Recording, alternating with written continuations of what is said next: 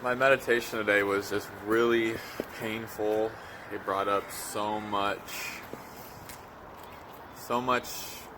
of how I've always lived with the fear of not receiving others' validation. And it was really just like, it really showed me like how much of my life I have done things that I didn't even want to do just so that I could feel a sense of peace that others wouldn't judge me, that others would, approve of me and accept me. And this has been so deeply rooted in my biology. It's been such a strong belief of mine that I always need to live for the approval of others, for the validation of others. And that these meditations, what I'm finding is when I'm deepest in my pain, like this last hour, once again, was excruciatingly painful. And here I am on day 11, and I'm still digging up these old wounds, these old beliefs. And it's that pain that I'm still letting go of needing others to validate me. Like, my whole life, I've always created an object of validation, like of people, of my career, of money, of status. Everything outside of me, I've turned into an object of validation. And I've said, if you don't treat me how I think you should treat me, if you don't give me the promotion, if I don't get this achievement, whatever, then I'm not worthy, I'm not lovable, and so I've lived my whole life in fear of this. I've lived my whole life creating objects out of people and jobs and situations, objects of validation out of all of it. And when we start turning things into objects of validation, we start giving all of our power to that object of validation, because we say, if you don't give me happiness, then I can't be happy. If you don't give me worthiness, I don't feel worthy. If you don't give me love, then I'm not going to feel love. So I just was seeing how I've always given away my sense of well-being to others, my power, my inner power of how I feel, my responsibility for my own happiness, I've given to other people, jobs, circumstances, etc. And it's because I've been so afraid to own my own happiness, to own my own life, to own my own relationship with the external world. And what I learned from Kyle Cease and what I'm experiencing directly is that when we're deep into a meditation, when that pain starts coming up, that's when we've hit an old belief, an old painful belief. And I keep mining really deep in myself and finding these beliefs that say, you need to act in a certain way or other people aren't going to like you. Or if you do this, people are going to think you're so weird. Dude, my mind is so crazy. I was hesitant to share this with you guys, but I'm just going to share you just to show you how crazy a mind can act. I was in a meditation today, probably about an hour or so in, and my mind was going, the people above you are going to think you're weird if you don't leave the house soon because you've been here too long. So my mind was literally out of all these options to try to get me out of the meditation. So it knew it could use other people's validation to like freak me out and try to make me leave the meditation. And for a minute I was like almost believing the mind. I was like, oh my god, are they gonna think I'm weird because I'm being so quiet down here and I haven't left? And that's the mind for you. That's the insanity of the mind. And that's what a deep meditation really shows you. It shows you how the mind tries to manipulate you into doing things just for the approval of others. And the mind knew that was its best hand to play against me still, is to make up some crazy scenario about how others aren't going to approve of me or like me or accept me if I don't listen to what the mind says to do. And I realized I've lived so much of my life like that. I lived so much of my life just doing what the mind says to do, believing the mind because I've been afraid of, if I don't, the mind's right. People aren't going to love me, aren't going to accept me, aren't going to approve of me.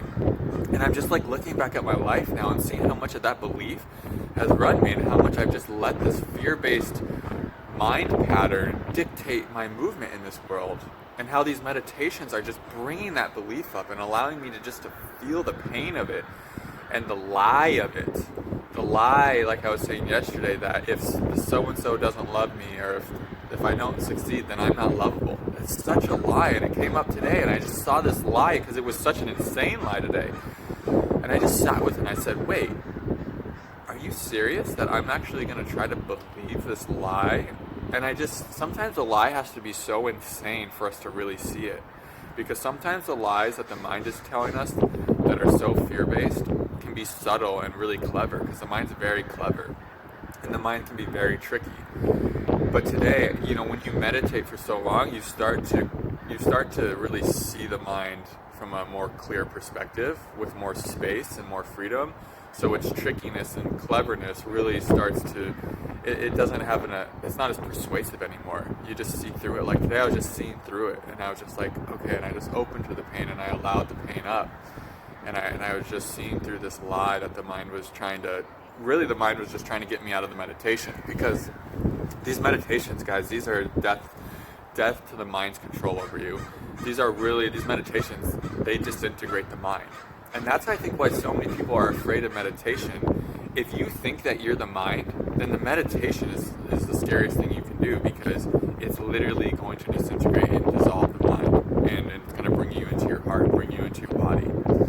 So the mind is still, it's sometimes it's on board, but even today, day 11, it's still resisting this. It's still putting up a fight. It's still throwing haymakers. It's still bringing its best shot at me, because it knows that it's losing its grip.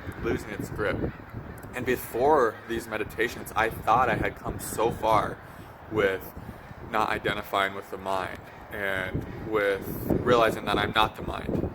And I had gone a long way, but I feel like in these last 11 days, I've done, I don't even know how much work. It feels like,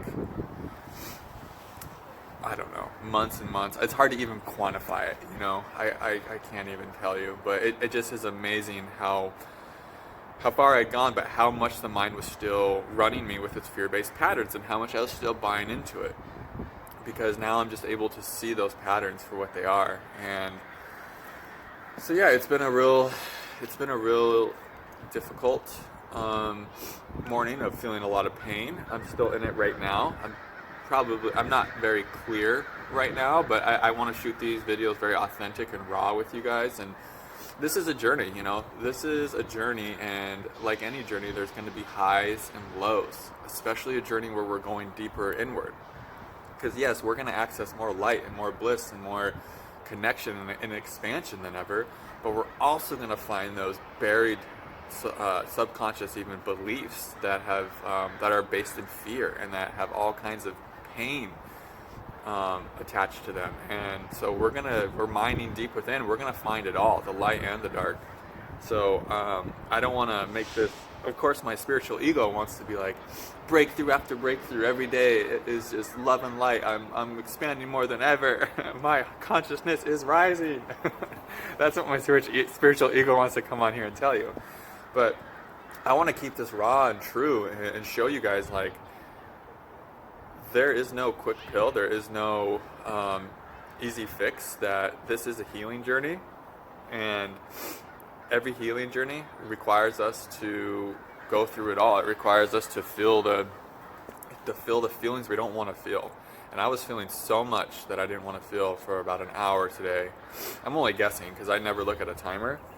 Today, my mind was like, the timer's broken. We've been doing this for 4 hours. Guaranteed the timer's broken. Just look at the timer. And I was like, just kept sitting there, knowing that the mind was trying to trick me. And all kinds of stuff that I didn't want to feel today. But I knew when I was feeling it that this is liberating me. And I've said this before, I'll say it again. When we let ourselves feel those old stories, those old parts of us that say we need to do certain things so that people will approve of us, once we start letting go of those and we keep sitting there and we feel them and they drift off, then something new emerges that we've never been. Something new that realizes, oh, I don't have to live in fear of not getting other people's validation and approval, because that's found within. Because I am worthy. I am source energy. I am an extension of God. I am connected to everything that is. So I am inherently worthy just by my existence. I am love. Love supports everything. And love supports the one. Love, God is love. Source is love, and I am a manifestation of Source. I am a manifestation of God, so of course I am love too. Like, we can live by those beliefs, those knowings, and we can just let go of all the shit that the mind has been programmed with its whole life, its whole existence, that makes us act in a fearful way, that takes us from our truth, that tries to pull us out of a meditation because of some fictional world it's creating in which people aren't going to approve of my silence. Isn't that fucking bizarre? But now just think about your life. How many bizarre things the mind tells you that are just fear-laced, that have no grounding in the truth of who you are? And then how many times do you, and I know for myself a lot, how many times do you just act these out of fear? And without even questioning it, because it's just a habit, it's just a pattern. So next time the mind tells you some fucking fictional fairy tale about how being you and doing what you want to do, what your heart's asking you to do. The next time your mind tells you what your heart wants to do is bad because other people might not approve and you might not be accepted, can you see that the mind is lying to you? Can you see that? It's crazy, but it's true, and that it's just fear, and that's what I'm seeing today. And it's just been really painful. But I think pain is such a gift on this journey. And I was talking to a friend last night, and I was telling her, can you shift your perspective and start saying, thank you, God, for this pain. Thank you for triggering up this pain, God. Thank you for this person who triggered up this pain, because now I have a chance to love an aspect of me that I've never been able to love before. And as we integrate these aspects of us, we start to feel more whole. We start to feel more connected to our power, more connected to clarity, and then that power and clarity reflects back to us. It's kind of a meandering video. I'm not sure how much I'll release of it, but it's just a lot comes up some days, and these meditations can take you to really deep places, and there's just so much more awareness of everything, the dark in you and the light. And that awareness gives you new options and new perspectives. It gives you a new place from which to see it all. So you can choose, like, at a certain level of awareness, you might have these options, these choices. But then as you go inward and you connect yourself deeper and deeper, you go up here and you might have the same stuff coming up, but you have all these new options now. You have all these new choices about what to do, how to work through them, and what they mean, and what's true and what's not, and you can just kind of see everything from a different perspective. What I'm noticing is the mind, it wants a reason for everything. It needs a story to put to everything, because the story is how the mind keeps its survival programs going. It's fear-based survival programs. So the mind's like, it needs a story. Why I'm in Portland, Matt? Why are you here? But then the more I meditate, the more I let go of needing a reason to even be here. And the more I'm just here. Like, what is the more I become a presence, the less I identify with being a person. And presence doesn't need a purpose. It's only that ego, that smaller aspects of us that need the feeling of a purpose. And when we don't need a purpose, we're just so free to express the truth. We're just so free to be creative in however we want. We're so free to just connect to everything, to feel that everything is one. And when we can start having that direct experience, because we've liberated ourselves from the story of the mind, from the story of needing a purpose, then we can just enjoy the moment. And when we're enjoying the moment, we have so much more power. We have so much more inspiration. We have so much more of a knowing of who we really are. And then the purpose just naturally comes through. The purpose just becomes to give and to share love, to give and to share your light. The purpose just becomes to know yourself deeper and deeper. The purpose just becomes to help others to know themselves deeper and deeper. It's less of an egoic purpose where you're trying to get something to become fulfilled. You're not trying to get a certain amount of money. You're not trying to get a certain relationship. You're not trying to get a certain job. You're not trying to get a certain result or a certain response from somebody. it just becomes a purpose about giving and sharing your truth and your love, and you're not attached to any outcomes, because the outcome isn't what nourishes you anymore. What nourishes you is the giving without thinking so much about what you hope to receive. And that's when life can start to change for you, is when you start becoming more of a presence rather than a person. And I have a long way to go. Let's be real. There's so much healing that's going on within me right now. But I'm feeling like this is connecting me to my spacious nature, my pure awareness. And in doing that, it's really bringing up so much of what has been heavy in me, that has kept me from that connection. And so I get to see it, and it's like the volume's almost turned up some days. Like right now, the volume of the mind is like turned up, like 100%. But it's because I've been meditating that it seems so much louder than usual. Usually I would just be so lost in it, I wouldn't notice how loud it is. I would just be the noise.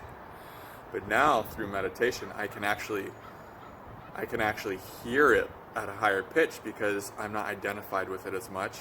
So I can just kind of observe it, and it's not who I am.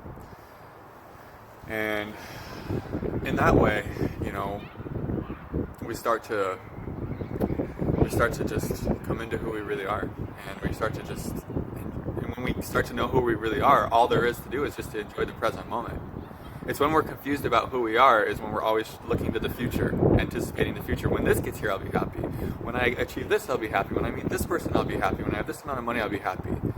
But that's just because we don't know who we are yet. Once we know who we are, we don't look to anything else, because when we know who we are, it's just love. It's just peace. It's just like, what more is there to get? I don't know how to describe that better yet. I don't know that quite well enough yet. I'm beginning to have this knowing. I'm sure that will solidify more. But these are just a lot of this is just a lot of my thoughts for today, what I've been feeling. So I hope you guys are well. Day 11 in the books. It's cold here today, rainy, cloudy. It's supposed to warm up soon. So tomorrow, the next few days are supposed to be really sunny and nice. So I'm going to take you guys on a tour of Portland. I'm going to shoot some videos walking around the street, something I've never done before. Mix it up. And I will see you then. I hope that you got something out of this rambling. I love you guys so much. And I will see you day 12. Namaste.